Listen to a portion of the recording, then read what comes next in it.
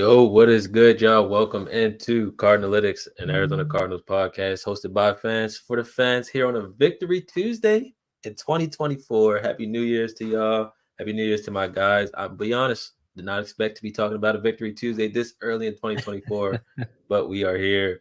What's going on, fellas? Shaw, Jake, how are you guys doing today, man? How's it What's going? going on, man? I'm doing all right. Yeah, happy New Year's to y'all boys. Yeah, you guys as well. Yes, sir. So obviously, I have not been here in a while. We have not all been here together in a while, but glad to be back as well with all y'all. Chopping up Cardinals football. Just excited and glad to see our team putting stuff together like they did on Sunday. So I want to get straight into that. I mean, obviously, I didn't expect that performance from the Cardinals. I should say defensively, I expected that performance. Offensively, I did not expect that performance, but I'm glad to say here we are. Right. For really, I wanted to get y'all takeaways before I go into it on offensively. What y'all think about the offense? I got a lot to say, but I want to hear what y'all say. Jake, maybe you want to go first. Let us know how you feel about that offense. What you saw in Philly on Sunday. Yeah, appreciate it. Good to be back. Offense was obviously cooking. 35 points, I believe, is a season high. Definitely got to be a high with Kyler back in action. I mean, it was basically a flawless performance outside of the 98, 99-yard pick six, which was just simply a miscue. But now, like, we literally didn't punt a single time, which is just like the crazy thing is too, like, if we had anything to play for at this point besides just like pride, and then obviously like this past week is like for JG, like you go into Philly, you don't punt. Gannon and company just absolutely cooks the former team. I think we all hate Philly as it is, regardless of like all that. At least I do with a passion. So it was. I mean, that it's just unbelievable. I think Kyler had just under a 119 passer rating, 13 of 14 passing attempts in the second half for 133 yards and 3 touchdowns. Just phenomenal. And that was even with a couple miscues in the first half, like that pick six we were driving, couple field goals where they'd stopped us at the goal line. So that could have been a lot worse. I mean, you could have seen like a Lamar Jackson type 5 touchdown day out of Kyler. So super happy with that. I think Greg Dortch, someone I highlighted here, someone that we have to prioritize in the offseason. I've been saying it for, at this point, years. That like Rondale Moore, great dude. Like, it seems like the locker room loves him, but he's as my friends and I would say, just like a Walmart version of Greg Dortch. Like he's not as fast, he's not as sharp, he's not as crisp in his routes, he's not as tough. I don't think he has as much heart as Dortch does. I mean, I've literally met Greg Dortch in person, and I'm not a big guy. Like, I'm 5'10", 200 pounds. I was like a monster next to this guy. Like, he is absolutely tiny. If you look him up online, like it says like 5'7", like 170, but I would guess he's like closer to like 5'6.5". Like the dude is tiny. Like the way that he plays in the field, like it just, I'm telling you, man, chills. Like, guy's phenomenal. Like I see him as having the potential to have like the play style of a Tyreek Hill. Obviously not going to reach that level, not even close to as fast, but dude's a playmaker. I think he's an absolute priority in the offseason. I think he's finally earned a legitimate NFL contract, because correct me if I'm wrong, but I'm pretty sure he's always been on like the league minimum to this point in his career. Yeah. So I just feel like that's a guy you got to pay and you got to prioritize. I know it's confusing. Obviously, I think Moore has one more year on his contract, but got to prioritize him. As much as I love the Hollywood Kyler like chemistry, I feel like Dortch is turned into even a better version of what we hope to get out of Hollywood. So yeah, and I think it was cool to kind of see McBride not be relied upon as much, just to kind of like highlight the fact that Kyler can throw to basically the whole route tree, and like he's not just going to throw to one guy as he kind of did with Hopkins. And people said like, oh, like, you know, he just spams the Hopkins button, and then it kind of looked like that with McBride. But I was super impressed with really the development there. I know I've been going on for a while, but one last point I wanted to make, because I was kind of going through the film earlier in the day. The 4th and 4 got to have a touchdown to Mike Wilson. If you look back at that, obviously it's fourth down, so that was huge. Like, games on the line, that was to tie it. Everyone kind of giving Kyler shit about the batted down balls and not being able to see over the line and all that. Like, that was 4th and 4 on the opposing goal line. Have to have it. I mean, that dude just drops back in the shotgun and just throws a dart right over everyone. Like, these guys were fully engaged, standing up, and he just, like, I'm telling you, you gotta go back and watch it, because that was one of his most impressive passes in my opinion. Besides that floater to Rondale, I think Corey, you were shy, sent something up. Like, how did he fit that in there or whatever? But Bro, I don't even know how he saw that. crazy, just like perfect touch. Like, that's something you can't see, Yeah. obviously. Like, that's the intangible that a guy like that brings. But no, I'm telling you, look back at that throw to Mike Wilson, because I feel like in my mind that just like proved like this guy can stand in there and sling it. And then obviously him being able to escape and kind of show like vintage Kyler Murray on the one-handed catch to Connor. So yeah, I'll let you guys get into the running backs, because I've definitely gone on here for a bit, but I really good to see. Great way to kind of head into the offseason, in my opinion. No, speak the truth, speak it all. We love all that. Like, this is 100,000% facts. Like, what you're speaking right now is 100% truth, and it was just good to see, like you mentioned, like kind of a vintage Kyler getting out there, escaping that sack. But more importantly, like you did mention, like him spreading around 8 different receivers. When we talk about we don't have a lot of receivers, that's pretty impressive. And it's like you mentioned, like he's not just looking for McBride, looking for one target. He was trusting and going through progressions all game and just knowing where the guy would be at in the route. And you can tell that's a player learning the system more and more as the season goes on, and more as they get comfortable. They know where guys would be at. He trusted his progression reads, and he was able to deliver the ball accurately and on time. And so what a lot of people were complaining about was that the ball is coming out late, but it's coming out late because he might not trust that the player might be there. Or how many times have we talked about a player being in one spot, he throws it to another spot and it's a pick, or he throws it to another spot, it's incompletion. Like, those things take time to garner up, and we're seeing it in real games. Like, a lot of teams got that in off-season work and the preseason and stuff like that, but we're seeing it in real games when it matters. And at this point in our season, they don't matter. But at the same time, those reps are invaluable for a player like that, which is why he was never going to sit, which is what stuff we'll get into more and more. Bashad, how'd you feel about the offense, going in there on Sunday? They didn't seem like they stood a good chance. Philly's front seven is very dominant. Our offensive line can be shaky at times, but they proved that, Mike, as Jake mentioned, most points of the season so far under Kyler Murray. Good to see. Yeah, no, I mean, I definitely had some blind optimism going into this game, because I felt like over our last 3 games of the season, I truly felt like we would win at least 2 out of the 3 between Chicago, Philly, and Seattle. I didn't expect the offense to look like how it looked, though, despite all that. Like, I didn't even realize that we didn't punt the ball until you just mentioned, until one of y'all just mentioned that. And I mean, it makes sense, because like you look at the box score, we dominated the time of possession. I think we had like 40 to like 20 minutes, like doubled them in time of possession.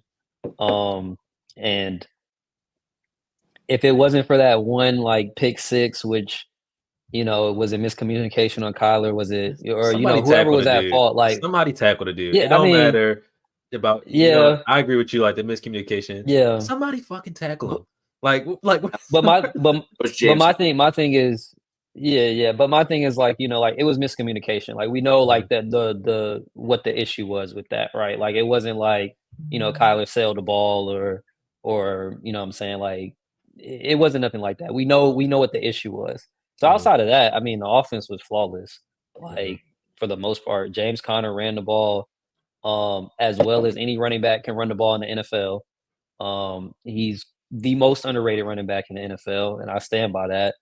And I'm so glad that I think obviously, like, all season we didn't really have a backup running back, but I think the Amari DeMercado stuff is done for now, because I think the backup job is clearly Michael Carter. We have him under contract for next year. That was a part of the picking him up off waivers. Like, we basically picked up his contract, so he's under contract for next year. For And $1 me million. personally, I think he's the perfect. You said what? $1 million. Yeah, 1 million. Yeah, $1 million. Like, and he's the perfect complement to Connor. He runs hard. He catches passes. He can make guys miss, which that's something that DeMercado just can't do. He can't make nobody miss. And we seen we seen the other day, like Michael Carter's putting dudes on the dirt. like, but yeah, running backs ran the ball tough. Wide receivers, Michael Wilson, he made up for his little miscommunication. And like you mentioned, Jake, Greg Dortch, like a lot of I feel like a lot of Greg Dortch has been politics, with him and Rondell. Like obviously Rondell was a second round pick. But this is the first time that Dortch is playing for a new, what I'm saying? They're both playing for new coaching staffs. So honestly, it's like it's a clean slate for everybody. And I think that, with his consistency, the last 2 years he's been the most consistent receiver on the team, which is crazy to say. Like the past 2 years, because every time his number is called, he always comes in and he produces. Like he's gonna go out there, he's gonna make some plays with the ball in his hands, and he's gonna get open. Um, and as inconsistent as Rondell has been the last couple of years, like I think, like what I'm saying, it's Greg Dortch's job moving forward, and they definitely need to re-sign him. He definitely needs to be a part of the team next year because he's been the most consistent. And right now, outside of McBride, like yeah, he probably has the best chemistry with Kyler because Kyler has not been able to get on page with Marquise. Um, and obviously Michael Wilson's a rookie. But props to Elijah Higgins. Like I know I was giving him some shit early on in the year when we signed him. Like I thought he was a good prospect coming out, and he's actually showing that he's pretty decent. Like he's been making some plays, filling in for Swain when he got hurt. So looking forward to seeing those guys develop even more because I think that they're going to be on the team next year. But no, all in all, man, the game was great. Like offense did its thing, defense did its thing to an extent. So yeah, Mhm. We'll definitely tap into the defense. Like it's hard for me to look at them directly. They did have a good second half. Shout out Nick Ross with the adjustments. Uh, Julio Jones touchdowns in 2023. Y'all got to stop it. What's going on here? Two. Um, but all in all, like for me, like this offense, this is what you like. This is what you want to see. This is a model NFL offense. It's like sometimes they're not all high powered. Like again, we don't have the personnel to be a high powered offense, but what I like to see is that our coordinators understand the personnel that they have and they use it effectively. Like that was one of the most perfect game plans, at least offensively, I've seen in a long time when it comes down to the Arizona Cardinals. In a long time. You effectively ran the ball using properly, like again, what did we notice with the Philadelphia last year with guys like Gannon and Steichen and even Sirianni on that coaching staff? They simplified a lot of things. They did dumb, stupid, small things, but they had players that executed them properly, and it kind of caught the defenses off guard with the complex stuff that you might see in the NFL now. You're seeing that with the Arizona Cardinals. Three different type of run plays, they all ran them effectively, and it just didn't even matter. Like Kyler didn't even have to use his legs in this game because of their ability to run under center in this game. Whether that was the counter plays, the power run plays, the outside zone plays, like all perfectly, correlated. Just a perfect run scheme in my opinion. The offensive line, huge shout out to all of you. That was probably yeah, one of the best, if not the 49ers, the best D line that you would have faced all season based off of names. Man, they're not playing the greatest, but the names, regardless, take weight. Josh Sweat is having a Pro Bowl season. Hassan Reddick is a Pro Bowler, former Pro Bowler. Jalen Carter is probably one of the best interior defensive rookies of all time. Like Jordan Davis is not any slouch. Fletcher Cox is a Hall of Famer. Like these are all guys that are good players on that D line, and the Arizona Cardinals moved them the entire game. So we've given shit to this O line outside of Paris and like Will Hernandez, but that left side, Yoda, when they swapped in Cologne with Wilkinson, outside of Wilkinson missing that one block, and then Humphries before he went down, and then Beecham came in, commended all those guys because that is how Kyler Murray is successful. You give him time, no matter if it's in the run game by running the ball well or in the pass game by just giving him an ounce of time to think in the middle of his feet. Like he doesn't have to scramble his feet immediately. That is what allows him to stand in that pocket, trust the progressions, throw the ball accurately to the players. And you saw that all game long. So like this is the blueprint. You don't, while you want to add talented players, which is the purpose of this offseason coming up, is to add talented players. You had the foundation of what success for this team with this quarterback looks like. And you saw that on Sunday because you still put up 35 points without him throwing the ball. He threw the ball, what, 31 times, and that was Yeah. and he used to not be able to throw three, four touchdowns in a game without throwing the ball 40, 45 times. Like this style of Yeah. offense, when you're able to take pressure off of him, it makes every quarterback better. Any quarterback will tell you that if I have a running game, it makes me 1,000% better. And Cliff, to his credit, I don't give him a lot. To his credit, he does have a well-designed run game, but he didn't go to it enough. Didn't go to it enough because whether that be the defense bailing us out or just wanting to see a good play from Kyle, like that doesn't matter. When you're able to run the ball, you're able to help your quarterback. Your quarterback looks successful, and you saw on Sunday with the player that a lot of people are doubting, a lot of people had question marks about, but he showed you all who the player he can be in a big stage. And you saw when they go out there and play for their coach like that, especially offensively, the sky is like Yeah. offensively, the sky is the limit for this team because we know they have 8 picks inside the top 100 or 6 picks inside the top 100. They can add 3 to 4 playmakers, 2 other guys on whether it be defense or linemen or whatever the case may look like, and this offense can become electric. Like that's I'm just pleased to see that against a team and that we all consider, at least in NFL wise, a Super Bowl caliber team. They may not be that now based off of the way Mhm. that they're playing and stuff, but like that team was the one. Those are the type of performances that bring fans back into your stadium. Those are the type of performances that instill confidence in a fan base like us to be like, okay, well, this is what it looks like. When it doesn't look like this, we know it's bad. When it looks like this, we know it's correct. So I'm just for all the shit that this offense has taken, at least all season long, without Kyler Murray, Yeah. with Kyler Murray, Drew Petzing all season long. Is he good enough? Is that good enough? For a first year group, I feel like this was a great combination, a great final project, like whatever that may look like, because we know this, like next week's game, we'll talk about it here or there. It may not matter for some people and some places. Some people may not play in that game, but like if you count this as the season finale game and like this is the quote unquote Cardinal Super Bowl, as a lot of our fans dubbed it, based Yeah. off of Jace, like whatever that looks like, look at how they play in their Super Bowl. They play committed, they play hard, they play smart, and they are effective and they focus. And like shout out Michael Wilson bouncing back from adversity. Shout out Kyler Murray, first of all, trusting him to go back to him consistently the way that he did in the second half, even after making that mistake with each other. Because all that is, a lot of people would have looked at the sideline last year, maybe even 2 years ago, and would have looked at it like, oh, look, Kyler Murray's upset. He's pouting. He's mad at that guy for making him throw a pick six, and now he won't get the ball again, or now their communication is off, or now he can't be trusted. Nope. It was just a simple sideline talk. This is what we had to do. This is how we had to come out. It's probably all in the locker room saying this, and they just came out and executed perfectly. 13 to 14 passing in the second half. I think he had all 3 touchdowns in the second half. Just Yeah. I was about to say real quick about Kyler, like this was probably his best game, like in the past 2 years, Yeah, like 100%. that he played No this doubt. past weekend. mhm, No doubt. And for me, the biggest thing, the most encouraging thing, and the biggest thing for me, which I always didn't know, like going to a new system, how would Kyler fare in this? Is can he make those throws across the middle? You know what I'm saying, like mhm, consistently. And against Philadelphia, like you said, one of the best pass rushes, best defensive lines in the NFL. Like he mhm, stood tall in the pocket and made throws that I haven't seen him make in a long time, mhm, consistently. mhm, Um, I was joking with one of my friends the whole second half. I'm like, look, I'm not gonna jinx anything, but I'll tell you at the end of the game, Kyler only had one incompletion in the entire second half of the game. One incompletion. I'm like, this dude is not missing a pass no matter what it is.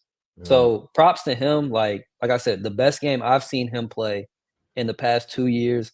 And I mean, all the obviously all the rumors they've been dead about, us getting a quarterback, whatever. But like, you can really, really like I don't want to hear anything else about that, like from mhm. nobody again. And Because that's I mean, what he you just that's what you yeah, want to see and he expect. yeah, I wanted to say one more thing about the offense too. So with Kyler specifically, out of 27 balls that he threw past the line of scrimmage, 2 were incompletions. 1 was the miscommunication pick six, which like that in itself is insane. That means that yeah, what was it? He threw 31 times, completed 25, missed 2 out of 27 pass. So that means 4 screens were incomplete, and that's basically like being hurried up, just kind of having to get rid of the ball, like that type of thing, avoid a sack, like whatever it may be. But like that's an Mhm, insane stat. The second yeah, thing I want to mention, Kyler showing up in this Sid the Kid jersey.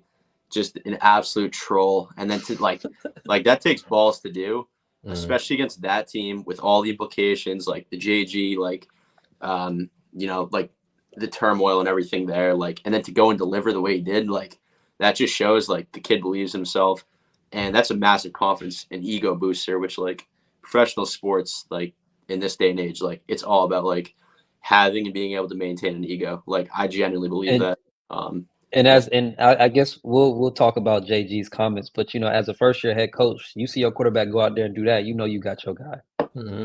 Like 100%. you got your guy. You got one of you got one of them ones. And like at the end of the day, Yeah. yes, this draft class is filled with quarterbacks, and like the reason that it's harder for us to talk about quarterbacks than it is for Chicago is because ours is on the books already. Like that was I think the biggest thing for a lot of Cardinals fans was that first of all, he's on the books already. It's hard. It's going to be impossible, damn near impossible, to move him and maintain ability to quote unquote win in 2024, which was their entire message to us as fans in the offseason this year was that we're aiming most of our goals to look at 2024. And if you move off of him for a rookie, you're not trying to win in 2024. You're trying to reset another clock in 2024. So we always here believe that Kyler Murray was a guy, and it just solidified ourselves and what we thought about him as a player. Just to say like, okay, oh, look at that. When he has time, look what he can do. When he's on when he's on point with his receivers, look what they can do. When defense makes a stop, or or just the offense opens up, or he has some type of run game, look at what he can produce and what he can become. So like, it just was like, regardless of Week 18's result, that to me was like the season finale in terms of how this team should look and how they should look to implement themselves going into 2024. You don't have to be a top 5 offense to win games. You just need to be suitable. And then when you come in, you have a defense. Your defense, hopefully, in this offseason won't get fixed all in one, but they will add pieces. And as we can switch right over to that defensive performance. At first, it definitely was blurry. It definitely looked bleak in the beginning. I think the biggest thing I want to look at is kind of the second half adjustments of just you obviously the best defense is a good offense, and first half is kind of hard to push out anything. Like yes, the Eagles did have 21 points. They scored on all 3 possessions, or they scored on both of their possessions. No, 2 of the 3 possessions, I believe. Um, they did have 21 You points. said what now? No, I was saying that the Eagles they did have 14 of their 21 points on offense. They scored on 2 of their 3 possessions, but they only possessed the ball 3 times. The Cardinals held the ball for I think almost 20 minutes in the first half, or 20 plus minutes in Yeah. the first half, I want to say. And so like when you do that, like that's a great defense. But moving on to the defense, how did you all feel about it? I had some hard words for Buddha. I can't lie. Like that is my Yeah, guy, y'all was obviously. early with the Buddha. Y'all was That early with the that's Buddha my guy. takes. I can't lie. That's my guy. Like, please don't kill me, Buddha, on the thing. But like, it just feels like it feels like he's not there until you see him, like Jake mentioned, cut off the backside on 2 big Hurts runs at the end of at the end of the game, and you're like, oh yeah, there he is. But it's just like, he doesn't feel like he's there. But I know he's there. I just know I just maybe it's hard to notice him with a guy like Kaiser Whiteout because I mean I saw it firsthand, him and Kaiser White, the damage they can do together. But when he's out there by himself and just being that free roaming safety, they're not asking him quite to do the stuff that Vance Joseph was asking him quite to do as much. And I'm noticing that. I'm noticing a lot of 2 safeties back all the time. I'm noticing a lot of just don't give up a long play. So maybe it's just more of a change in style, which is why he's not making such of an impact. But overall, just didn't really feel him. But like I said, like Jake mentioned, he was there, he was present, he was active, especially in that second half, cutting off some big plays. Dante Stills, another big shout out to you. I thought that I'm not gonna say we held up that run game tremendously, but I thought we did a good job in comparison to what they should be as an offense. Like we know Philly should be a team that can just plow us down, or at least that was my estimation, was that they're gonna run the ball 40 times for almost 200 yards and just try to take us out the game in that way. But they kind of couldn't do that too much. Like DeAndre Swift, he was kind of getting carries until 1 or 2 stops would hold him back, and then they had to pass it. So defensively, there's a lot of work to do. I think I still want to commend the corner, Starlin Thomas, the young rookie cornerback. I want to commend some of these guys, Antonio Hamilton coming back. You all did a decent job on these star receivers. I mean, AJ Brown was damn near open all game, so it's hard to really say anything. But he was not being thrown the ball, and that could be whatever that looks like, whether that be underneath coverage or Jalen not trusting the route as much. So defensively, we know where the areas that this team needs: interior, edge rusher, corner. That's literally where this team needs to fill a hole, and where I hope they intend to add 3 good players in those 3 positions right there, and to see what this team could be. At least not even just those 3. Like, you'll need multiple interior defensive linemen. But overall, defensively, yes, the Cardinals gave up 31 points. But what was your estimation? Y'all estimation, I should say, on the Cardinals defense in this game, and can they have a sustainable, at least success going into 2024 with some pieces added? Yeah, I can go first. Yeah, Go I ahead. definitely feel like they can have some more success because, like you mentioned, like, you know, the best defense is a really good offense, and we haven't had a good offense to back up our defense, and for the most part. And I think in the second half, like what Philly had their first drive, like it went like 5 plays, they got off the field, and they didn't touch the ball again until like the fourth quarter or something like that. So I mean, like Mhm. if our offense is out there grinding out the clock, our defense isn't on the field as much. The guys are fresh. I definitely feel, I feel somewhat confident with the guys that we have up there now. But, Mhm. obviously, like, we're playing with, backups and a lot of rookies. Like, I don't even know where we got Starling Thomas at. I don't think we didn't draft him. So, like, he's an undrafted guy. He's a rookie. And you got BJ out there. Ham, you know what I'm saying? He's not necessarily the guy that you want. He's not necessarily the starting cornerback that you want out there, but he's serviceable. It's a Mhm. it's a bunch of serviceable guys out there right now. So I definitely think, like, the sky's the limit for the defense. As far as the game, this past weekend, I felt like Starling did a really good job on Devontae Smith because outside of that one like trick play, like I think it was like a wide receiver pass or something like that Phony ass off false the tush start. put. That was Gardner's Yeah, yeah, false start, and nobody called yeah. it. Outside of that, like, what I'm saying, that was the only big play that he made. Like, for the most part, like, Starling did a great job on him. Mhm. Really, it was just like I don't know why I think they had, what's his name, Chatchery lined Yeah. up on Julio in the slot, and like he was getting cooked in the slot. Mhm. And even that Dallas Goedert touchdown that they had, that should have been a flag. If it was OPI. us, Feel me? yeah, if it was us and Devontae Smith runs, I mean, and Michael Wilson runs into, what I'm saying, one of their players, like, Mhm. it's a pass interference, offensive pass interference. So, I think the defense did its job this past weekend. And like you mentioned, like with the run game, Jalen Hurts didn't really hurt us with his legs too much this Mhm. game. And I mean, DeAndre Swift, I mean, we give up like 5 yards to carry anyways. You know what I'm Mhm. saying? So for him to only leave the game with 60 yards, honestly, I really want to say, like, it's a fault on Philly because, like, I mean, anybody can run the ball against us, and they just went away. They just went away from it for whatever reason. They went away from it, and it benefited us tremendously. So Mhm. How about you, Jake? How you feel about that defense? Yeah, no. Shot. I was like, that was kind of literally gonna be like my main thing that I was gonna. My main defensive agenda there was basically what you just said. I think they just screwed up. I think we schematically just screwed with their heads. Just controlling the ball, as you had said, Corey. Like, best defense is good offense, and that was the first Mhm. time all season we've been able to like really just control it.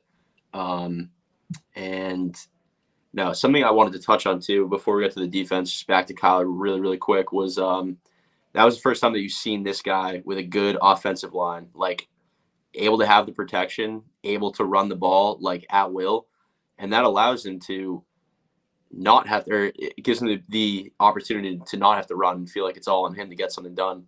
So Mhm. then when he decides, like when the defense is on their toes, like, all right, they can like run under center and like hammer us with JC, Michael Carter, whoever it may be, and we can throw 13 out of 14 completions in the second half, and then Kyler decides to run. Like, Mhm. how do you defend against that? Like, that's kind of gets back to the first like 8 to 10 games of 2021, where like nobody could touch us Mhm. because you really just do anything you want. So, anyways, back to the defense.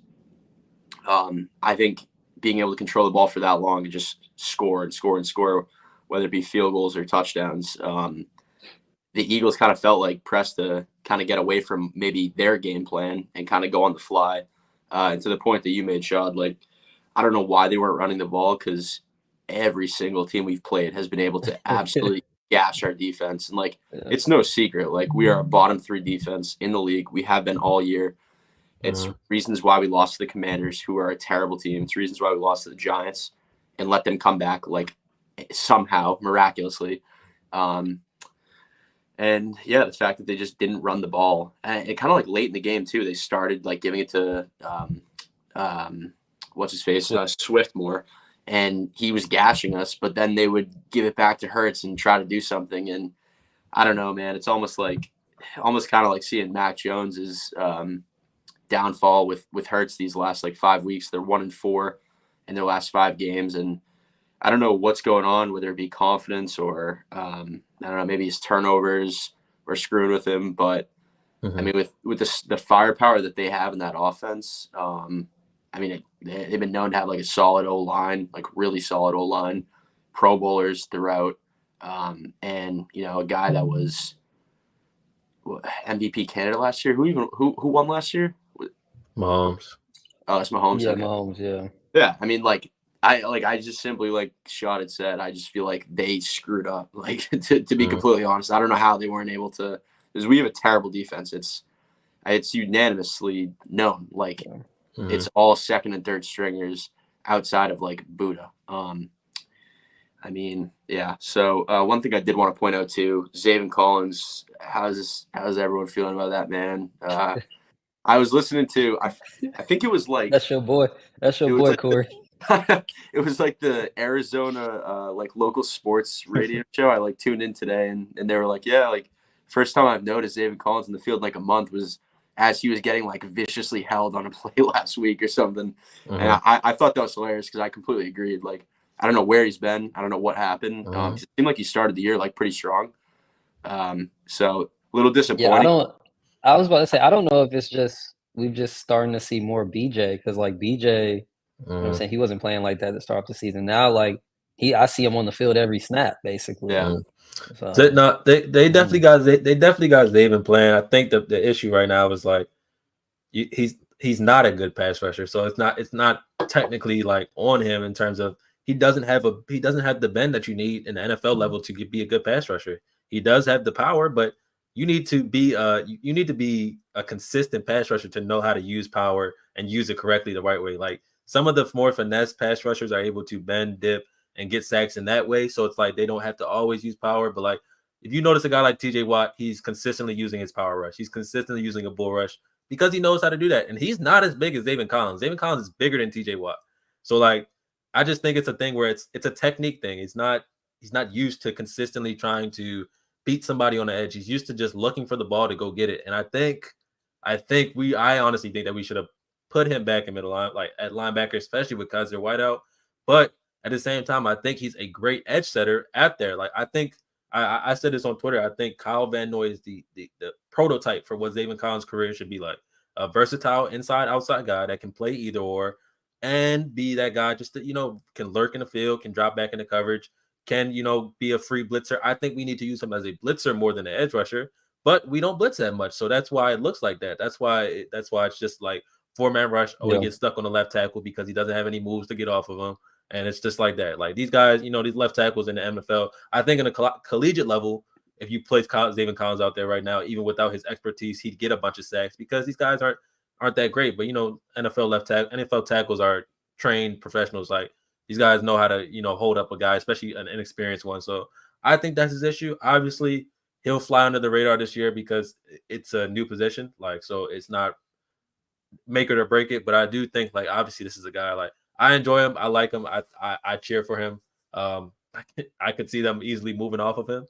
But at the same time, that's not what I think they should do because I do think there's something to work with there that's not at the edge. I think he was mainly at edge based off of his size and his ability to play that position and the need. But I'm more of a fan of let's move him back inside. The defense is basically the same from inside to outside in terms of that position. And so like just go out there and play free will ball. Like I just think that'll be better for him. But we'll see what JG and Gannon and Ross want to do. I mean, it's definitely not an incorrect statement that he has not been nowhere to be fucking found. Because I've been waiting to cheer for him playing. I can't even do it. So it's like I like the Van Noy comp a lot, but I definitely don't even think you should mention TJ Watt and Zayvon Collins in the same sentence. No, he's definitely He, he's definitely not there. He may be taller, but TJ Watt is infinitely stronger. Like it's just like It's they're probably like his core. I'm talking like just Zayvon Collins is a 6'5", 265 person like that. Like that Yeah. in terms of that in terms of that, like he's bigger than Yeah. TJ Watt. But like I already know, like TJ Watt, 10 times out of 10, I'll take that. I like your point about the bend though, because like you look back to a guy like Chandler Jones before. I mean, he went off the deep end. You know? Right. Yeah. Yeah, I mean, really sad. Shit. Like, I don't even mean to make light of it because I am really sad for him. He's clearly going through something, like whether it's CTE or like mental health, drugs. I don't know, but he's clearly not well right now. But I feel like what made him so good was like just that like elusiveness at the position and that ability to bend. Because he was never like even his brother John Jones, like he's like one of the greatest fighters, maybe the greatest UFC guy ever, but like they're not like physical specimens as far as like being like ripped up and like super jacked. Like he was just like super elusive and like had that bend, had that finesse, able to like spin and swim and like do all these things, which I feel like maybe Zayvon has just been too technical. So maybe he could work on that, or it's just not a good positional fit. But yeah, I don't know. Yeah, I mean, The pass rush is just non-existent. Yeah, I think obviously it's just his first year, so like you said, Corey, he's gonna fly under the radar, like, you know, and he'll probably get another year to show what he can do at that position, you know, with the full off season of working at that position. Um, but like, yeah, we definitely need some more pass rushers, and I expect them to draft. I expect them to draft or add maybe like one or two premier guys in free agency. I think BJ, you know what I'm saying? I think BJ has done a pretty decent job this year, but he still needs to add some more moves to his pass rushing toolbox. Because I mean he's doing the same stuff, either a bull rush or that spin move that he has. What do you guys think of Jared Verse? Yes. Oh, I like. Yes. Yes. He's projected what, like 7'8"? What do I think of any defender in this draft? Yes, give him to me. Doesn't matter what your name is. I'm trying to figure out a way that we could. I mean, I don't know. Part of me thinks that we're going to go into Seattle and just spoil any chance that they have of like postseason hope. I don't know how we come off the performance we just had and like don't go in there wanting to just like really finish the season on a high note and like bring that momentum into 2024. This draft is loaded from top to bottom with talent, and I just feel like I don't know if Indy has played solid too lately. If they could go in there into I don't know if you guys have seen Tankathon, like the app or the website. So you can like go onto there and kind of just look at like you put in your team and then like teams that you're like draft nemesis with, and it'll kind of tell you like what you need to happen. So I was messing around with it today, just threw in like the Patriots, the Commanders, the Bears, just for shits and giggles. And like I don't know, I was showing that basically like we need Colts got to beat the Texans, obviously. Obviously, we need the Jets, or we need the Pats to beat the Jets. I think we need the Saints to win. Just like a bunch of things to basically make our strength of set schedule go down, since it's like rated so high right now. But anyways, I feel like if Marvin, because clearly he's the guy that everyone, I know Shad's not quite as high as maybe the general population, but if he goes, like Monty has already shown that he can be an absolute winner in the draft. I would not be surprised to see the Cardinals come down a few spots and then maybe be able to move up with the Texans pick to kind of get those picks a little closer in the middle of the first round. And then maybe be able to go and grab a guy like a Neighbors and a Dunze and be able to grab like a Jared Verse or one of the big offensive linemen, which might even serve us better than selling out for Marvin, which I was all on that for a few weeks. As of this past win, this past weekend, I've kind of started to be like, all right, like, you know, maybe it's time to start looking at a Neighbors or, I mean, I don't know if you guys watched the game yesterday, but Odunze was just sensational, man. Sensational. Yeah, it's over the head, man. He's like that. Dude. 6'3", 215. and he has that ability to make DeAndre Hopkins like catches. I don't know. I'm very bullish on the wide receiver talent in this draft, and Mhm. I don't know. I was thinking too. Like I remember talking to Sean about it, I think on the last pod. I was very worried about Neighbors' size. He's 6 foot, 200 pounds, but I mean that's prototype of Jamar Chase, Stephon Diggs, like.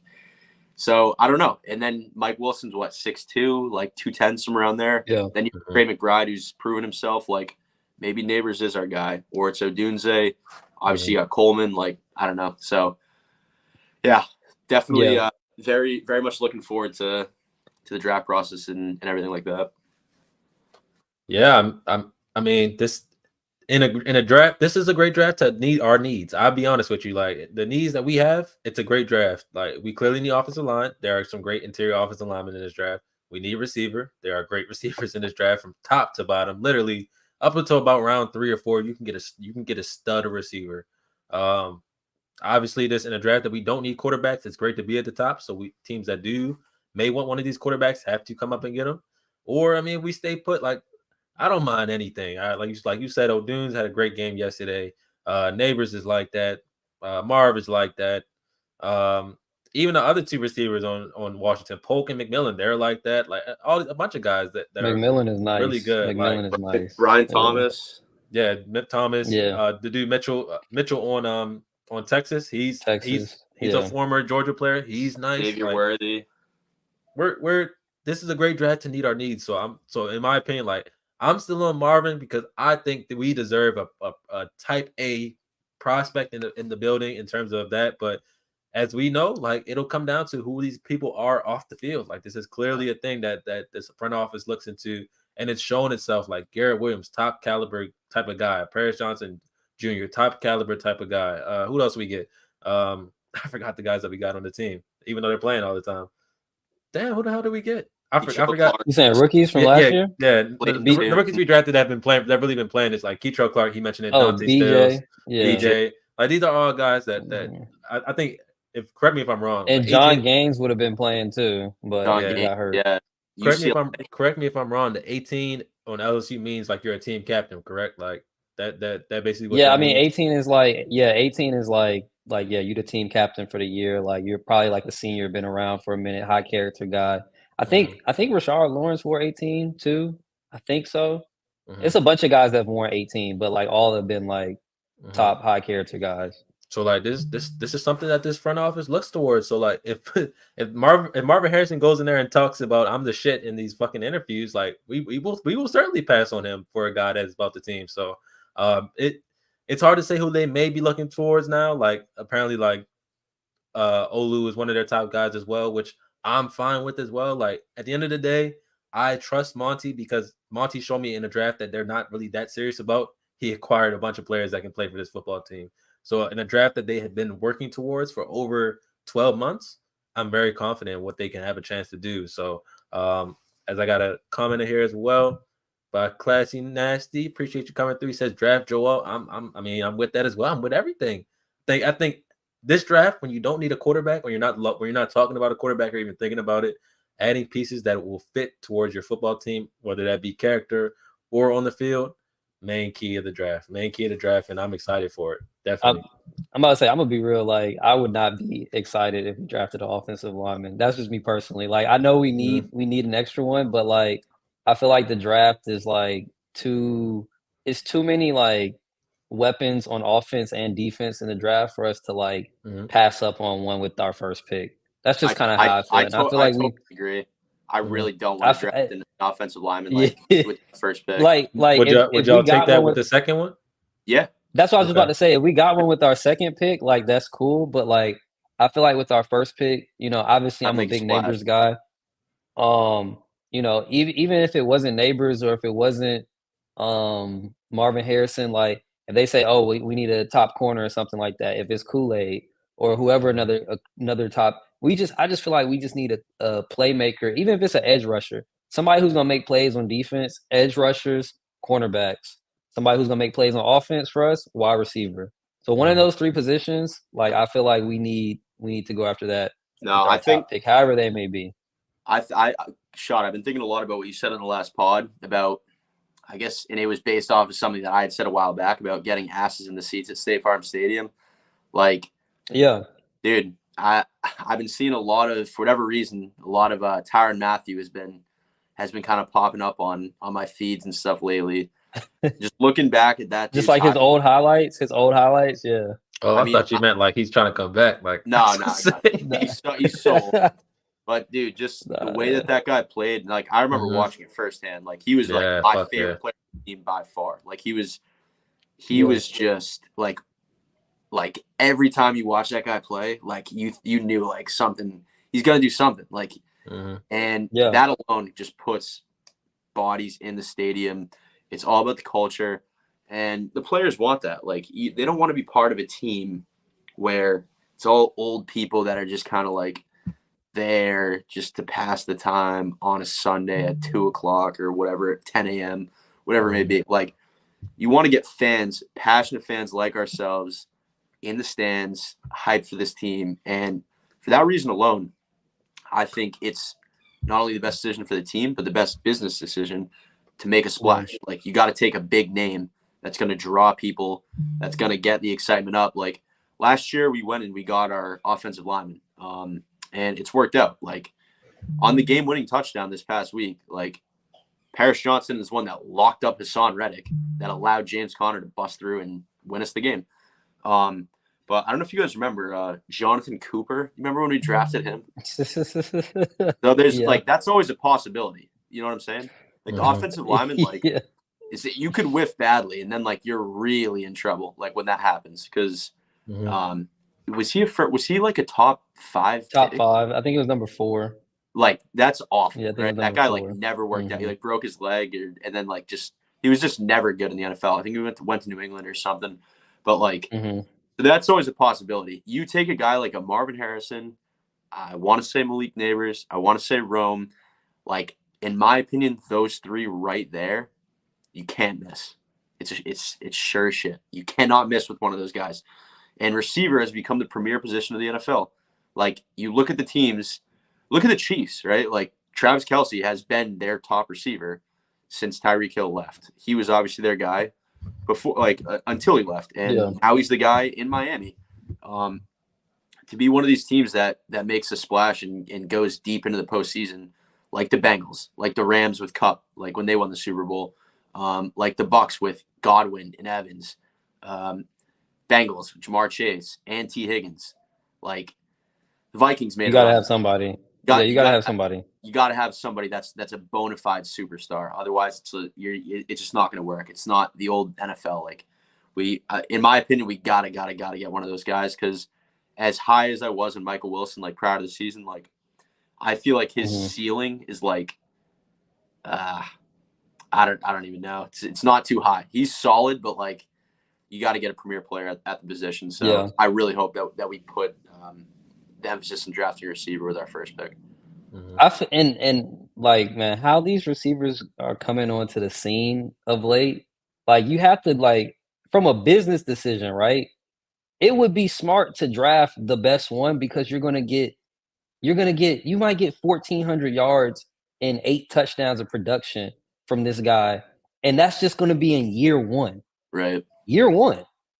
You know what I'm saying? So, like, from a business decision, if you have a chance to draft a Puka, to draft a Jettis, draft a Jamar Chase, like somebody like that, like, I mean, me personally, I feel like you gotta pull the trigger on that, especially if that's what your team needs.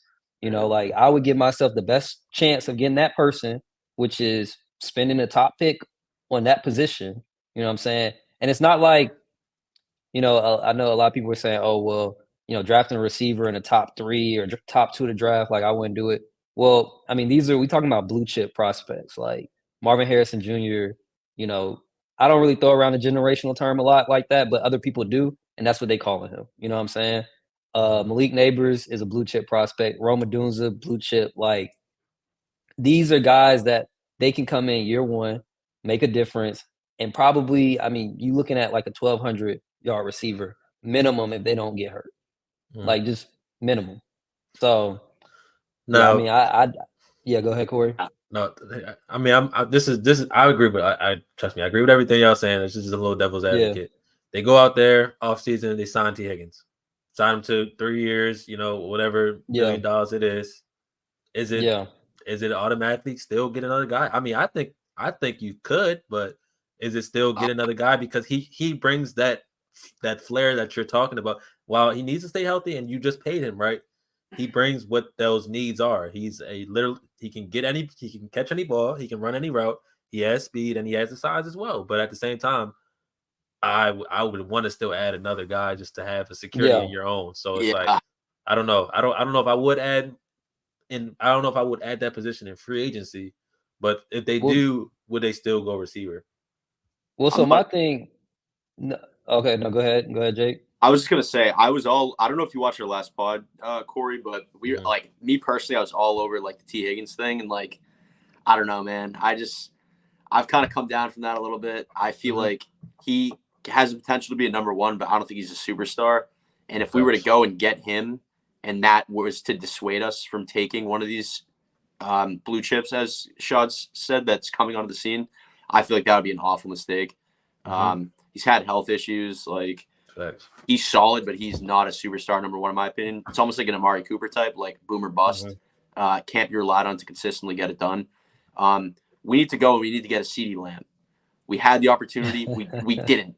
So don't make the mistake again, Yeah. right? I say it every day, man. Like this guy just had 250 yards and like 13 catches. Like don't make the mistake again. Yeah. Draft the CeeDee Lamb and thank yourself and pat yourself on the back later. Don't overthink it. Like Mhm. take the blue chip Yeah. offensive stud.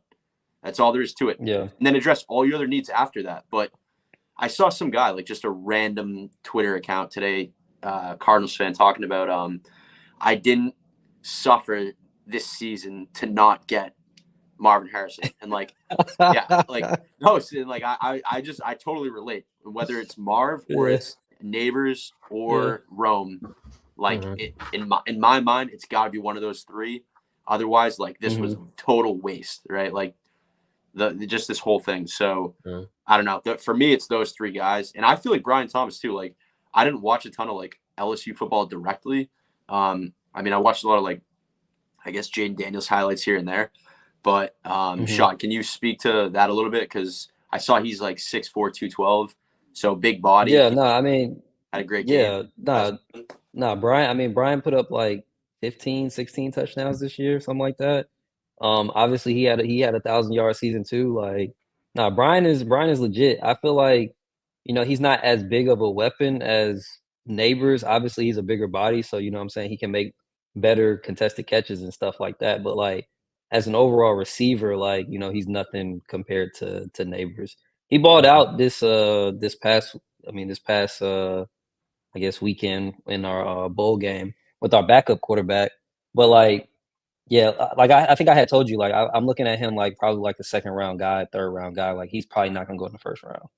Yeah, Um, and to pivot off of like what you were saying, Corey, like if we go out and we sign somebody, I expect at least. I mean, this is how I feel like teams should operate. Like you should address all your needs before the draft through free agency, like as much as you can. Like and I don't that doesn't necessarily mean like, paying a premium for a wide receiver, but we know we need receivers. So you need to sign somebody, whether it's T. Higgins, whether it's Tyler Boyd, whether it's Noah Brown, whoever. Like you need to sign somebody to come in here to be like, okay, all right, we have somebody, you know what I'm saying? We have a potential receiver that can go out there and play. But then you might want to, obviously you're gonna draft somebody too. But Mhm. like in general, like they need to be signing cornerbacks. They need to be signing defensive back. I mean, Yeah. defensive ends. Like they have $80 million. Like all of our needs should theoretically be addressed before going into the draft. And when we do go into Mhm. the draft, I'm definitely an advocate of like I said, I feel like we need as many weapons on this team as possible. Like I like Mhm. the dude from Florida State, not Keon, the 6'7" dude, Johnny Wilson. Like that's a guy. Like if he's sitting there in the third, fourth round on some Hakeem Butler stuff, like shoot, he's 6'6", 6'7". Take a swing on him. You know what I'm Mhm. saying? Like if a Brian Thomas is sitting there in the third round, fourth round, we have what 6 picks in the first 3 rounds. Take a swing on them. yeah, I was thinking that. So I I mean, you can start 3 wide receivers. Like you know what I'm saying. So like if you use Mhm. two out of 6 picks on wide receivers, those are still two potential starters that you can have for next year. Mhm. yeah, I feel like if I were in charge of the whole thing, I would absolutely address the defense in free agency especially the cornerback position, because outside of like a Sauce Gardner, it's very rare to draft a corner and then have him come in and play at a Pro Bowl level in the NFL. It's just like, it doesn't happen. We've tried it like a ton of times.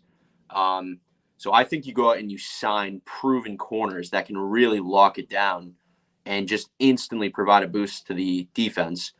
And then maybe go and sign like pay a little bit for a premium pass rusher. And then in the draft, you really focus on getting your receiver or receivers, because it's easier for a receiver to come into the league and pop off. Like we've seen it with stars like Jamar Chase, Justin Jefferson. What's Pittman? Is he second, third year? So I feel like he kind of came on the scene and popped off. Yeah. George Pickens. No, I think he's like in his. Oh, you said Pickens? Like I'm talking about young guys that come in and like I feel like it's just an easier position to come into the NFL and like do your thing. Yeah. Versus going and like taking, because correct me if I'm wrong, but it feels like it's kind of like a bit of a weak cornerback class. Like when Sauce Gardner came into the league, like you knew like this guy is a blue chip cornerback. It's going to translate right away. And it did. He won Defensive Rookie of the Year, like wasn't even close. But Quinn McKinstry, like correct me if I'm wrong, but he's more of like a hard nose, almost like strong safety type. Like he's not like a insane. He's supposed to. I mean, they projected him to be like your lockdown corner type. He's a lockdown corner. But he's not like Derek Stingley and Sauce Gardner were in terms of how they were coming out, which is what I think you're trying to say, Jake, is like he's not the bona fide guy that we think is a cornerback one in the NFL. He's a good prospect, but not a CB1 type of player. Yeah, I'm not gonna make a claim either way, because I genuinely I'm just gonna be honest and say I'm not too familiar with his game. Like I haven't watched him enough. I thought I had heard that he wasn't as much of a lockdown, so already right there I'm way off in the analysis of him. But no, I just feel like it's such a hard position to like put a rookie in there and rely on him. I mean, look at Keitrell Clark, like he's a guy that like flashed early and then was just getting exposed. Marco Wilson, like he was a 4th rounder and he was supposed to be like pretty good at Florida. His only knock was like the shoe incident, and he's an awful like football player, right? Like he fell. I was going to ask you about that too. Extracurricular. Oh, dude, don't even get me started. I actually wrote that down. I wanted to bring up Marco Wilson. Dude, I don't know if you saw any of my exchanges with Pats fans, but like, I just think he's a bum, dude. Like he's probably a great guy. Like, I don't know if you ever watched this, like, I don't know, Marco, like you're probably a great dude, like super into fashion stuff. I think it's cool, like good for you, but it's just hasn't been a good football player. Bro, you weren't good, bro. I don't know. I'll say it. Bro, you weren't that good. I had a friend. Yeah, I had a friend who was a Patriots fan. He messaged me. He was like, "Bro, we got Marco." And I was like, "Bro, I don't know why you're excited about that." He was like, "Didn't you say he was pretty good?" And I was like, "When did I say that?" He said, "I think it was after his rookie year." I'm like, "Yeah, we long past that, man. We long past that." Dude, I have these guys telling me he's gonna like turn his career around, like this and that. I'm like, dude, you remember the game we bet on where the Bengals absolutely smoked us and Jamar Chase had like his best game ever? I'm like, that's the guy that was burnt by Jamar Chase. Put him on a hub that day. Good like Tank Dell looked like Tyreek Hill, like in prime time against Marco Wilson. Like the dude was just awful. I'll never forget the play where Stroud threw like a 70-yard bomb to like a 5'8" Tank Dell, where Marco Wilson was like sitting there waiting for the ball at the front of the end zone, and he just like jumped up, missed it. Tank Dell standing like 5 yards behind him for like a statue touchdown. Just like he just like lacks the instincts or doesn't take it seriously. I mean, he's playing on ice skates, so I thought that was hilarious that they were excited about that. But yeah, I'm happy, and I think too, it's like it shows growth within the organization as a whole, where you wouldn't see something like that with Steve Kahn. Like if he's drafting a guy, that was supposed to be, like a great prospect and fell because of off the field stuff, which was like kind of a Kahn classic, right? Like he's not going to get rid of that guy. Like he thinks that it was a great pick and he got a steal like late in the draft, like whatever. I don't think you would have moved on from him. Like it's just not. So for I guess what I'm trying to say is Monty just being cutthroat and being like, no, dude, like objectively, you're not good, right? Like you don't know how to play the position. And he's only gotten worse, like as his career's gone on and the season's gone on. Yeah. It's refreshing to see. Like they're not messing around. And honestly, to me, a move like that, to me, even further like amplifies the fact that like they're gonna try and go out and like win games in 2024 and be competitive and be a playoff team. Like they're trimming the fat. Like the roster has been gutted. Like they're looking for like high quality individuals, like high IQ guys, passionate players. So yeah, I think all good things. I also wanted to bring up to you guys like the whole Buda Baker thing. Seen a lot of slander about him lately. About, you know, should have traded him when the value was up more this past off season. Like he's not the same. Recorded like 0 sacks, 0 forced fumbles, 0 interceptions, 0 passes defended this year. I just wanted to get your guys' take on that. They said 0 passes defended. Yeah. I don't believe that because I've seen him defend. I've seen him make some plays against some passes. There was a play I want to say in one of the games. I forget who he played against. Where if he just turned his head around, he had a pick, but the ball went off his hand. So I don't know what's a pass defended or not. But like, nah, Buddha. Yeah, that should be. But like, wait, I think I feel like was it the deep ball down the field where he kind of got weirdly turned around? Yeah. I actually don't think he touched the ball. Oh well, maybe he did. I don't know. I know exactly what you're talking about, though. I don't know, but I do remember the games that Buddha didn't play, and he was desperately needed because we had guys blowing coverages, you know what I'm saying, left and right. I personally think that Buddha's been fine this year. I think that if I was in his shoes, I would have came to the organization and asked for a raise too, because at first it looked like they didn't know what the hell they were doing. You know what I'm saying? And like with all that was going on in this organization, and we know how bad of an organization it's been, I wouldn't want to be a part of, you know what I'm saying, what was going on either, unless, you know, I feel like I'm getting compensated correctly too. So I think the organization did right by him. I think, you know, I have no issues against him like asking for a raise or anything like that.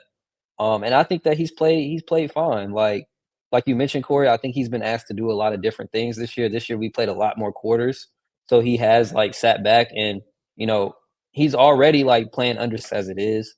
And you know what I'm saying? When he is on the line of scrimmage, he's still making those plays. He's still getting those tackle for losses. I mean, he's pretty much he's a sure tackler. You know what I'm saying? Like he's not missing tackles like talking about.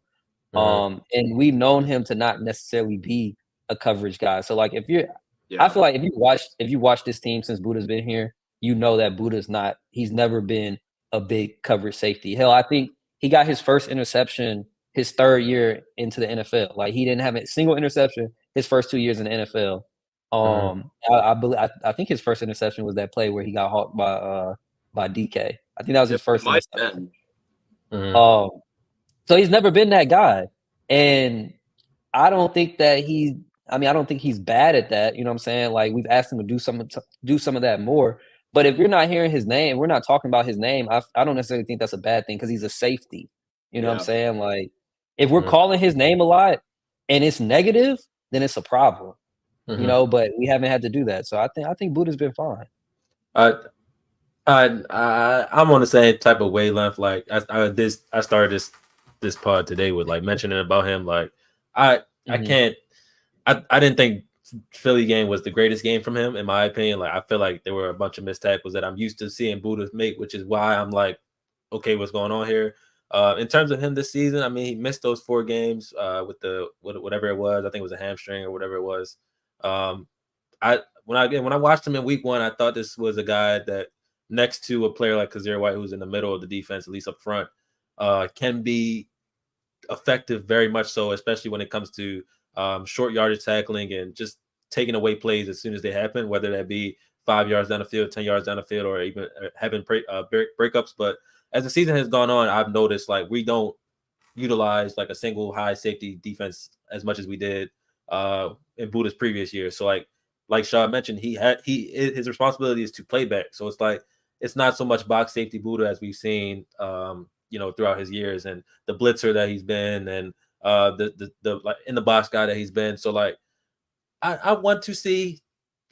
obviously want to see production in your players. Like you want to see them get stats in those categories as a safety because like a player like Kyle Hamilton, like bunch of pass breakups, bunch of tackles, bunch of sacks, but his role is different than what we asked Buddha to do. Completely different. So it's like it's hard to have that notion. So like while Buddha is overall, in my estimation, like you're a team captain, you're a Cardinal for lifer in my eyes. If they let you be that, like that's your role. Now your role going forward in the NFL may be to be that mentor guy, like be the guy to bring guys up and show guys the way, how it looks, how it is. A la Kelvin Beachum, you're much better than Kelvin Beachum, but a la what he's asked to do for that offensive line, any member of it, as we saw in that the Cardinals Hard Knocks, how he was with the dude with the dreads. I forgot his name. He's not here no more, but just being that veteran player for the defensive back group, I think is what it is. And like Shaw mentioned, he deserved his payday. He deserved his raise. If I'm in his position, I would have done the same exact thing like he mentioned. So it's a give or take. At the end of the day, you know what you get with Buddha, and if we ask him to elevate his play, we have a feeling that he can do that. I just don't think it's quite been in that position for him to do that because like we see it every day. Like it's a 4 or 5 man rush. It maybe is an exotic blitz here once or twice here. Maybe he's involved. Probably 9 times out of 10, he's not involved in a blitz scheme, just because they like to have 4 or 5 guys back in coverage at least in the back end. So I don't know. Like I said, I was shitting on him on Sunday. I don't know. Maybe it's my frustration in the game, but he's definitely a solid player. No 110%, and wouldn't want him to go anywhere. Is his trade value lesser than what it was in the summer? Absolutely, but like that's for anybody that goes throughout the NFL season. Like your trade value goes down the second you play NFL snaps. So like, it is what it is. So I mean, I ain't gonna harp on him too much. I love the guy. Great for what he's been for this organization, and hopefully next year when he comes back, him and JT can be that dynamic duo again for sure. Yeah, I feel like I see both of your points for sure. Like I feel like this is definitely a different Buddha than we've seen in the past, but he's definitely playing like a different role. And like to Shad's point, like not hearing his name much, I guess means he's doing his job in a sense. But to your point, Corey, like he's not the same as he's been in the past because he's not, like running these, blitzes and sacking the quarterback and causing like these big plays. So I feel like going forward, we need to establish like good cover guys like throughout the DBs, right? Corners and safeties to allow him to like be that aggressor because that's obviously like where he provides the most value because he's not like a traditional cover safety. Like he's like a guy that's going to go and blow people up and make plays and almost play like the Honey Badger in a sense, right? Like no one did it quite like that guy, but Buddha was pretty damn close. Like when he was in his prime per se, which I feel like he still is age wise. So I feel like just hang with him this season, Corey. Like just we got one more game, but like expect us to load up on defense this upcoming offseason through the draft and allow him to get back to kind of what he's done in the past. Do you guys know if he's under contract through 24 or was it just for this year that we gave him like the I thought it was a 2-year extension on top of the 1-year deal he had left. So it'd be 3 total years, which is this is 1. So I think he has 2 years after this year. So great. All right. Yeah. I think I gotta check again. I would even maybe like hopefully try to retain him at like he just has 1 more year next year. Okay. So it's just next year. I would say hopefully he'll just kind of like go along with the deal that they just did, like that bonus he got or whatever. And then if he can next year, if he can go and have like a Pro Bowl season, then I would say extend him again. Like he's like a for lifer. Tyrann Mathieu should have been. Patrick Peterson, if he wasn't was soft. Like I feel like all those were political. Yeah, for sure. I don't think it's gonna be political with Buddha. Honestly, too, like looking back at it, like I was so mad at both of those guys, but like maybe Steve Keim was just that bad. So I don't know. We've talked about Hey man. We've talked about it a lot. That's what they're trying to tell you. The culture is changing, so I don't know. Maybe it'll be different. We can only hope. Yeah, no, I definitely agree. I think he'll definitely be here next year. He'll definitely ball out again. And like you mentioned, it's up to him if he wants to, or him and the team, they want to up him for the season after that if they need him or if they're still expecting him to be around, whatever that may look like. So, real quick, before we head out, do have two more things for you fellas. I know we talked about free agency. I think this will be a perfect free agent additions. If you ask me, you go out, you sign Christian Wilkins to a deal. You go out, you sign Jair Alexander you trade for Jair Alexander, you trade him or trade for him, whether if he's under contract or not, add him to the team. And then you go out and you do something with your second round pick for Brian Burns. Or not second round pick, but your second first round pick for Brian Burns. I think if you add those three defenders on your defense, along with what we know Monty can do in the back end of the draft, I think those are three studs on the defense right there. I literally think those three players right there, along with whatever can happen, can change this defense from what it was to how it can become, along with the draft pick still there. And obviously with your first pick, you go out, you make that splash play at wide receiver, like you guys mentioned. How are y'all feeling about that? I mean, I've been thinking about Christian Wilkins. I've been having dreams about Christian Wilkins on the football team. I can't lie to you. He's a monster and he's a funny guy. Like it's just watching these Hard Knocks, which I'm about to watch right now. I love Christian Wilkins. I think he'll be a perfect fit for this team. He's an A+ character person, Clemson player, stud of a player. I think he would be great for this team. But how would those three players, like, obviously those are big names, but like, do you think Monty has the balls to go out and make a moves like that? Because those are three win now moves in my opinion. Like a lot of people are going to be hunting out Jair Alexander. A lot of people are going to be hunting Brian Burns this summer. Like, are the Cardinals a part of that equation to go at these players? Yeah, I feel like if I'm Monty, I'm definitely like, I'm definitely knocking on people's doors because you have so many draft assets. And you don't necessarily need to use all of them on players in the draft. Like you could take a second round pick and get one of these players if a team gets desperate. Like if the Packers or somebody, like there's somebody on the board that they want, and you have you have 2 second round picks or whatever. Or do we have 2 second round picks or do we have 3 third round picks? I think we have 3 third round picks and 1 second. I think we had 3 thirds. We might have 2. We definitely have 2 firsts. Might have But 3 yeah, thirds, I mean, 1 second. But because we have 2 firsts, you know what I'm saying? If you don't want to use that second round pick, you can give it to somebody else. Or if you don't want to use that second first round pick, you can give it to somebody else. I just think, it needs to be the right person. I'm high on Brian Burns, but I feel like if we're trying to like trade for somebody, I feel like trading for an edge rusher would be the last thing that we should do.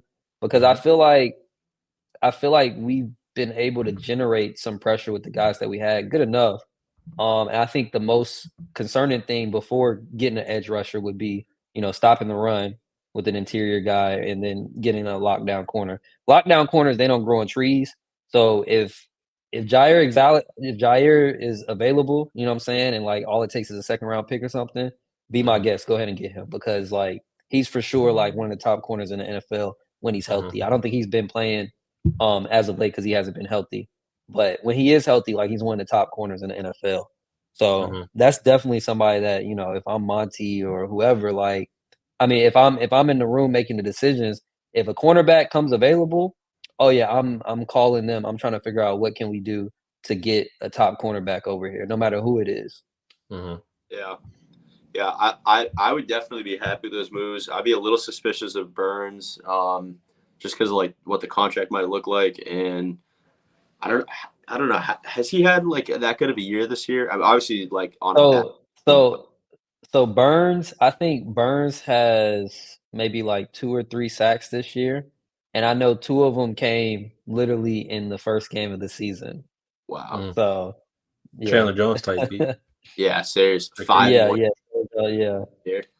Yeah, I don't know. I definitely like the Jair Alexander idea. Do you know how old he is? Like 26, 27, something like that? Later 20s. He's not that old. I give it to you right now. But yeah, I mean, only reason I'm thinking about him is because of that Louisville connection. He went there. JG was went there as well. Oh yeah, that's a good point. DBs and stuff like that. So I would love Jair. I mean, he's 26 years old right now. So okay, yeah. So lockdown corner has got to be like priority number like 1B, and I think 1A is like superstar receiver in the draft. But in free agency, like that's got to be your focus, getting a true lockdown corner. So I would definitely love that. I mean, to go and get that guy and really just like establish like some sort of threat on defense, because I mean that's basically like the issue we've had all season is like you need like you break down like the offense and the defense to multiple facets or multiple moving pieces in a whole orchestra, and that kind of like play off each other and amplify one another. And when you have bad corners, like people are never going to be able to get to the quarterback because the quarterback will just dice you up, kind of like Stroud did to us in that Texans game. Joe Burrow did to us in the Bengals game. So if you can establish a guy that's going to be able to take out a number one receiver, like then you're going to be able to see like, you know, some not having premier pass rushers, you'll still be able to get to the quarterback. So I think that's like the biggest thing is go and get a guy like Jair Alexander. Something I wanted to throw by you guys too, like on this topic, how would you feel about going and signing Mike Evans? And then after your answer, I want to tell you why I like the Jair Alexander pick individually. What's the years you giving off? If you give him if you sign him for a 2-year deal, 3-year deal, 2 years, sure, 3-year deal, yeah. 2 years. It depends on what he wants from me. I would definitely take him. I would take him on a 2-year, $15 million deal, give him $8.5 a year, but he's not. No. He's going to get more than that. But he's going to get more than that from somebody. I think going after Mike Evans, because what is he like? He's got to be close to 30, 31. He is 30. He's 30 plus. He is 30. Okay, all right. So he's 30 years old. 30. Like, Oh, in 30, my 30 opinion, exactly. like going after a Mike Evans, a guy that's like in the past been so dominant. Like obviously he's still good this year. Like I don't know, he's kind of always been known as like having like the funky drops, but consistent like 1,000-yard receiver like 8 seasons in a row or whatever.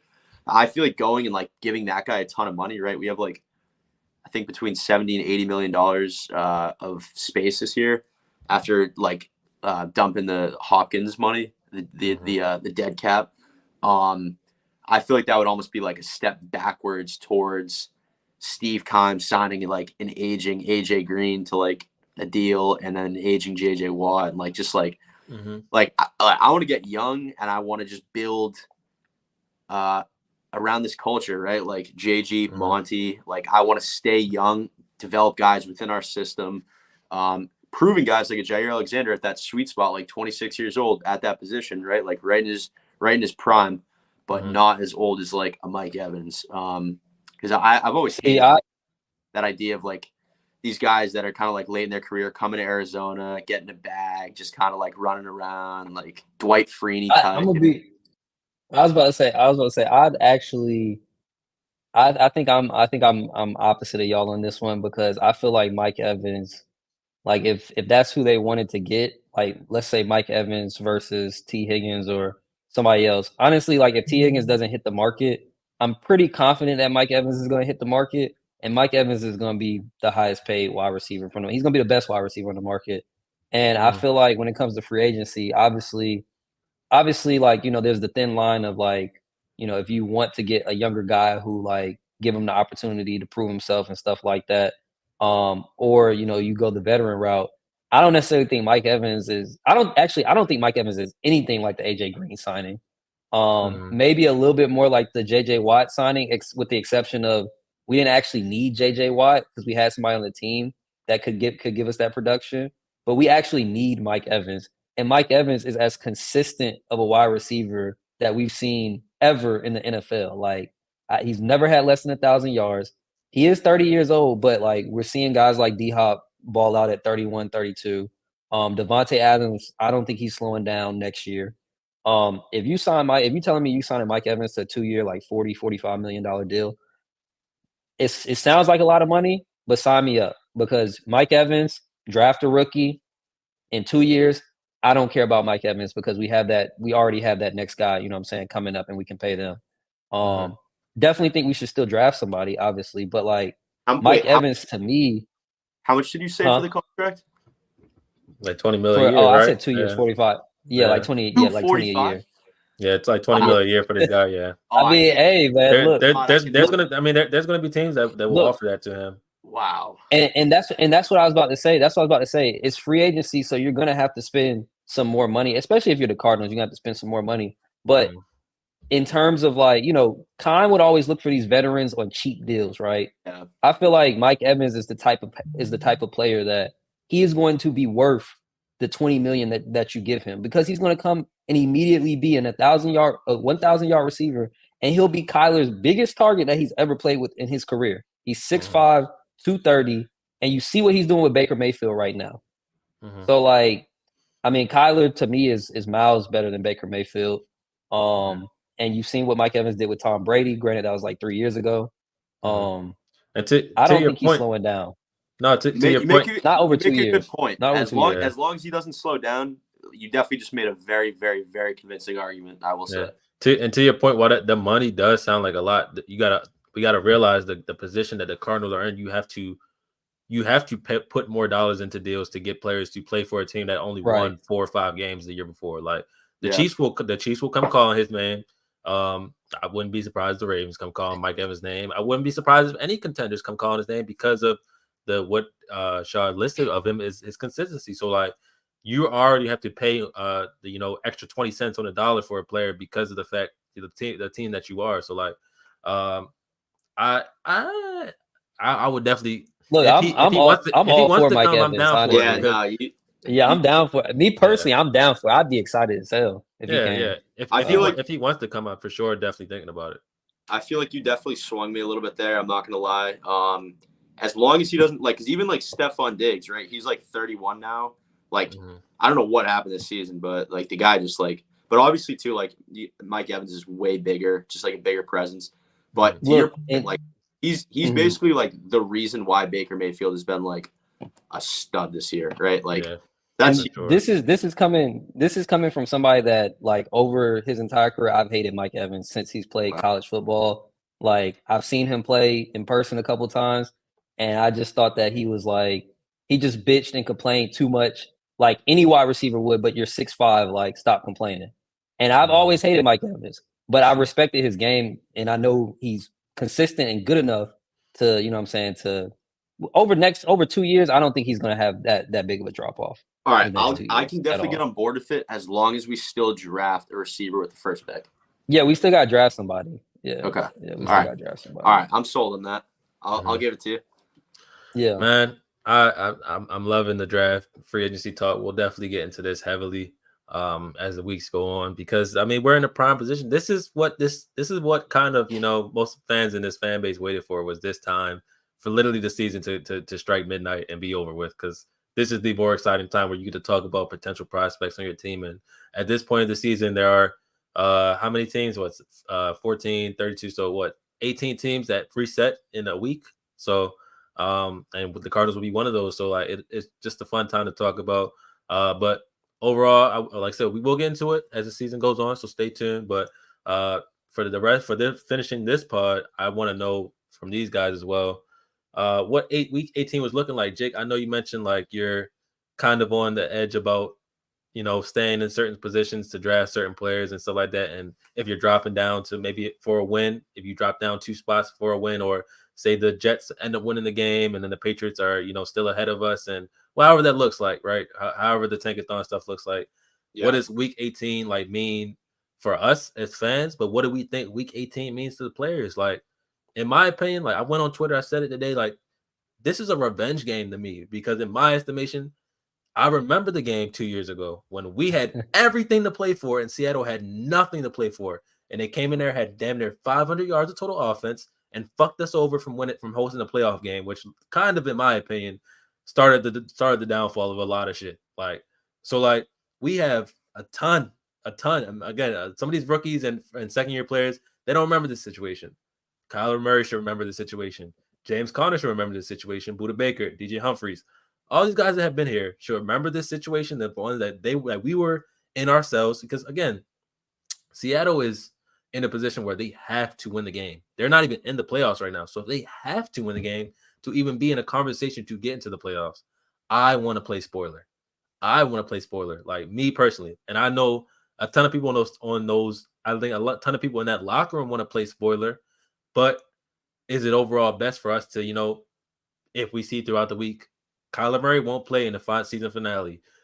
James Conner won't play in the season finale. This guy won't play in the season finale. Like, is that better for us in terms of how we feel about the team, or would that be? I feel like, in my opinion, that would be a step in the wrong direction, because you're not doing what JG says he wants to be for his team, which is always compete. Like, at the end of the day, if you have your horses, use them. And yes, they could get hurt. Like, anybody could get hurt at any second on any given Sunday. But like, I just don't think that's a good notion to use at like the injury stuff to not want to play them. Like, in my opinion, I think a lot of people should be focused on how can we and another big thing, at least in my opinion, is that we're 0-5 in division. You lose this game, you go 0-6. I don't think any person in that building or any person in that front office coaching staff wants to go 0-6 in their first year in the division. So like, I just think there's so much more to play for outside of draft positioning. But a lot of people may be upset if we win this game and we drop to what, 6 or 7, because that could happen. That could happen. And as disappointing that would be because of what we went through in the season, like, I think it would mean so much more to win that game and show that you're taking steps in the right direction. Because this week, it showed for sure what the blueprint is to take steps in the right direction. Next week, winning a division game, knocking the division foe out of the playoffs would be a massive step in the right direction, showing that. So what did y'all think about week 18? Do y'all think the Cardinals should go out there, try to win the game? Or do y'all think it should be like what happens, and at this point, like, I kind of want to be in a certain spot? All right. A lot of great questions, a lot of great points there. There are a lot of things at play. So first off, the Pats and the Jets play at 1 o'clock. We play at 4:25. Okay. So we'll know going into our game. If the Pats go out there and win, I'm saying 100% go try and win the game. We know that the Commanders are not going to beat the Cowboys, so they're going to stay ahead of us, and they need a quarterback, so that's fine, right? Like, that works so perfect. They can go and take their quarterback. But if we get a Colts win over the Texans, if we get a Packers win over the Bears, if we get a Saints win over the Buccaneers – oh, wait, no, they just played last week. I'm trying to remember who it is. Anyways, Falcons. They play the Falcons this week. Okay, the Falcons, which honestly, that's a very winnable game for them. The Saints are at home. They're probably going to win. Yeah. So I'm telling you, like, according to Tankathon, the Colts, the Packers, the Saints are very, very big teams that we need to win. So if the Pats go out there and beat the Jets, which I'm almost convinced is a mortal lock. Like, if you guys are bettors, it's like a max that -2, like mega best play, like put the mortgage on it type of play. Bill Belichick is leaving the Patriots. Yeah. It's basically like set in stone. He's chasing Shula's record.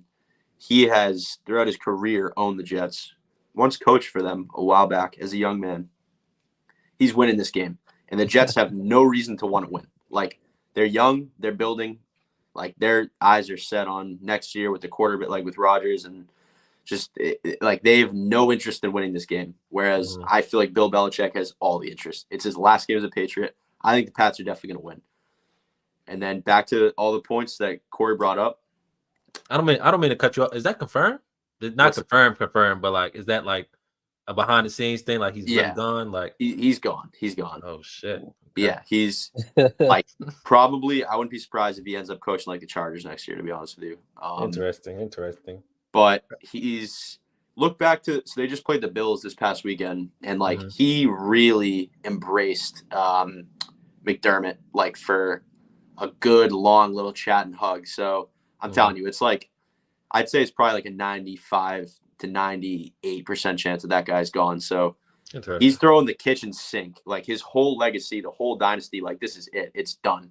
Totally gone after this game. So, like, I'm really confident the Pats are going to win the game. Back to our game, right, at 4:25. I really think, like, I feel like I've been swayed twice in the last 15 minutes because I'm not gonna lie, I was kind of like, I was saying today, like, competitive loss, right? But now I think it would be very important for the culture and, like, for everything we're trying to do. And I will never forget losing that game to Seattle to clinch the division for the first time since 2015. And we just totally fumbled the bag.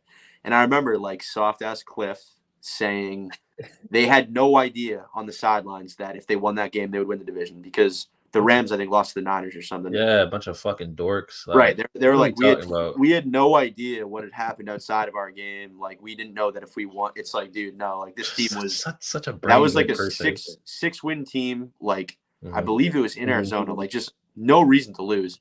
And that was, I think, coming off the Lions blowout loss too. Like, that was actually not. I think that was the week that was the game after we Nope. went into Dallas and beat Dallas. Like, So it's that's Yeah, it was Lions, after we beat Yeah. Dallas. Yeah, it was after we beat Dallas. yeah, and then we crap ourselves in that game. So I feel like it would only be like, and like at this point, I really hope that these tankathon scenarios like play out and the Pats take care of the Jets, because if we have the opportunity to be like, all right, we can either stay at our exact same pick, or we've even moved up in the draft and can still win this game. Like, I feel like it would be so important to go for Kyler, for the entire team, building the culture, especially to go to like right off into the sunset, beating the Eagles and the Seahawks in back-to-back games and spoiling their season. Like Pete Carroll, I've always hated. Like, fuck yeah, that would just be so massive. And honestly, it's a very winnable game because the Seahawks have turned into a very, very bad team.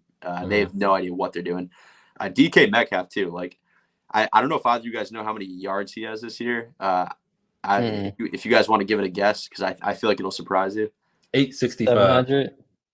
Dude, he has the quietest 1,150 yards you've ever seen. Crazy. Interesting. Like, I don't know how you have that kind of production, but it can be. Tyler Lockett's the one that is not doing shit, right? That's the guy that's not doing anything. That's probably it. But that ain't gonna stop him this weekend because he always gets off against us. I don't know, man. If we were able to shut down Philly's guys, like I trust Geno Smith to, like, mark my words, interception, and the guy's gonna get strip sacked because he is just careless with the ball. I've never been a Geno guy, but yeah. So just wanted to make that point. But I say go win the game. It's just so much more. It's just so much more for us. Like Sean, I want you to go too, but like this. The game, we forced them into 3 turnovers and we lost that game. That to me, like, no. I know Kyler was sitting there on the sideline watching that game. I know a bunch of people was on the sideline watching that game. Like, how did we lose this game? We have so much more to play for than they do. And even so, even if it looks like we don't, I think in terms of mentally and culture-wise, we have way more to play for than they do. So, but it'd be interesting. Go ahead, Bro, Sean. we got cooked by Jake Bobo that game. Oh, my God. Who has done hasn't even been a person. But look, that was the Dobbs era, and that's long gone. So for me, 2 things. Cardinals, if you were optimistic at the beginning of the year, and like me, and you thought the Cardinals might win, more than 3-4 games, whatever, I had the Cardinals at 4.5 on their team on their total wins. You need this so bag. I do need it. I do need it. But that aside though, I definitely think that they should win this game. And like, don't take this wrong when I say this, but like, I don't care about the draft pick. Like, I care about the player that we pick. You know what I'm saying? So like, I don't care if we have the 3rd pick or the 4th pick or the 5th pick. If we mess up the pick, we mess up the pick. Like you were mentioning about Jonathan Cooper. If you drafted Jonathan Cooper, it don't matter if you had the 4th pick. You messed it up. So as long as we draft the right player, whether it's, if it's at 4 or if it's at 3 or 6 or 7, whatever, like, I'm saying, I'm confident in that they can find somebody wherever in that top 7 range. You know what I'm saying? Somebody that'll make an impact on the team. So I'm not worried about the draft pick. I do want to win the game because, one, I want Kyler, I think this will be his 8th game back. I don't want him to be 3-4. I don't want him to be 3-5, have a losing record this year. I'd rather see him be 4-4. And then also, like you mentioned, Corey, like, I do remember that game too, like 2 years ago when we lost to Seattle and we had a chance to clinch the division and not play the Rams in the playoffs. You know what I'm saying? Who we had played, because we would have been the 2nd seed that year, because somebody overtook us. I think for first, it was the Packers, right? That overtook us for first. The Packers overtook us for first. So we would have been 2nd seed hosting. Who was the 7th seed? They were the 7th seed that year? Probably. Yeah, I think it was Dallas. I think we would have been hosting Dallas. Yeah, I think. And that was after coming off the win against them. I knew for a fact when we drew the Rams after just losing to them too, like a few weeks back, like I'm telling you, I knew right then and there, like we totally just like screwed ourselves completely. I knew there was no way we were beating that team at that point in time after those losses, like Lions especially, was just like, what has this become? Yeah, That was but awful. like I said, basically for me, it's just as simple as I don't really care about the draft picks. Like I don't care if we fall out of the top. I didn't care that we fell out the top 3. You know what I'm saying? I don't care if we fall out the top 5 and go to 6 or 7 because I'm if we end up with neighbors and we end up with the Dunze or whoever, like, you know what I'm saying? I'm cool with that because I feel like those guys are just as good. I feel like they can come and make an impact too. Obviously, Marvin has the name, and that's the guy that everybody wants. But I don't care about the name. I care about the player. You know what I'm saying? And I feel like at 6 we can find a player who can make an impact just like that for us. So I I don't care agree. about the draft picks. I want us to win every game that we step foot on. You know what I'm saying? That we play. And I want Kyler to come out this season 4-4. You know what I'm saying? So like that's kind of how I'm looking at it. We would have been playing a rookie Jalen Hurts in at home. Oh, that would have been that would have been dubs. Ah man, it's just like we need this one. We need this one. I'm glad that y'all are kind of on the same accord. Like this game means more in terms of culture than I think any other game outside of this last game for Jonathan Gannon. I think this game right here would show a big move towards like we're not fucking around anymore in this organization. Like this is not going to be some type of pushover team anymore, and knocking them out the playoffs would be a beautiful thing to do it. And a team that I dislike absolutely a lot. Like it's probably on the scale of division foes. I dislike them maybe the least. The most. I hate No, I them dislike them the least. most. I hate the 49ers the most. I hate the 49ers the I hate most. the Niners the most And then too. and then the Rams are a close second. Seattle, Yeah. because we even when we sucked, we kind of beat them a couple times. So it was like it wasn't really Yeah. like much of a crazy thing. But We'd like always go to Seattle and win with Bruce right, Arians. right. Like So always like go there and Our, win. our record too against the Niners though is very good. yeah, last couple of years. Yeah, It is. These last two they've won 4 straight, but outside of that I'm we know the surprised you guys don't hate stipulations. the Rams as much as I do. No, but I do. No, I do. No, I Over do. the last Yeah, I hate the Rams too, but dude, over the last like 8 years, like we've won like 2 games against them. Like Yeah, they have no, just always kicked the shit out of us. yeah, no, they're fuckheads. I hate them. I Ugh. don't know how they're going to the playoffs. It I'm commend, I'm glad honestly. Just yeah. delay I the mean they're going because of us because we about to beat Seattle. So there you go. Hey, So yeah. yeah. it should be a good weekend. Should be a good weekend. It should be enjoyable. Wrapping up the 2023 NFL season in 2024. I almost forgot what season we were in. But it's been a good ride. Like I said, we'll talk completely head to toe, top to bottom about this complete draft class and what we're looking like. May have some mock drafts from us as well, seeing how we're feeling. So definitely exciting times going forward. But big win on Sunday. Anything else you guys got to say before we head out? Nah, this was a long podcast today. You know what I'm saying? We needed to catch up because Corey, we ain't seen you in about I don't Sorry. know, we ain't seen you about like a month, 2 Yeah. months. Yeah, life's crazy. So Life's yeah. just going nuts. Yeah.